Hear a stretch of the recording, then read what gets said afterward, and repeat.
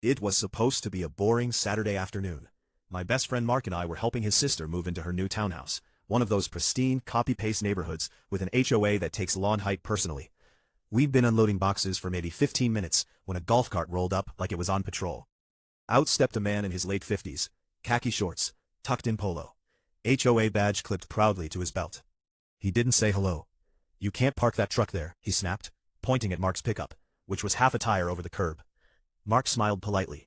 "We'll be gone in 10 minutes. That should have been the end of it." It wasn't. The guy puffed up. "I said move it, now."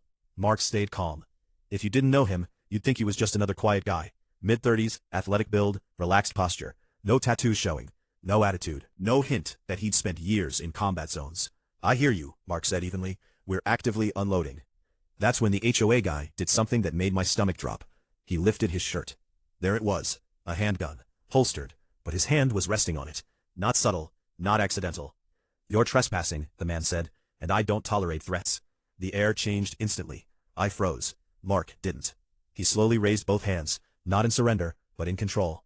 His voice dropped, calm and steady. "Sir," he said, "take your hand off the weapon." The HOA guy laughed. "Or what?" That's when I saw it, the shift. Mark's eyes locked onto him, not angry, not scared, focused, like everything else disappeared.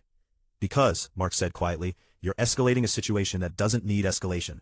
And you don't want to be the one who does that." The HOA guy squared up, clearly feeling powerful. "You don't scare me." Mark nodded once.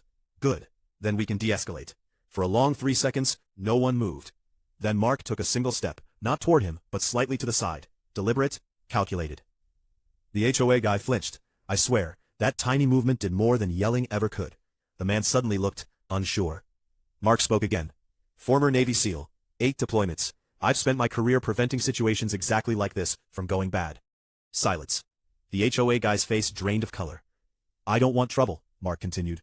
"But pointing a gun over a parking violation is how people get hurt. Let's both walk away." The man's hand slowly left the grip of the gun. He swallowed, hard. I didn't know," he muttered. "That's kind of the point." Without another word, the HOA guy turned, climbed back into his golf cart, and drove off, much slower than he arrived. The moment he was gone, my knees felt weak. "Dude," I whispered. "I thought that was about to go really bad." Mark exhaled for the first time since it started. "Yeah, me too." We finished unloading in silence. Later, Mark told me something that stuck with me. "The most dangerous people aren't the loud ones," he said. "They're the ones who think power comes from a weapon instead of restraint." That HOA member never came back. But the lesson did. You never know who you're dealing with, and you never know how close a bad decision can take you to a point you can't come back from.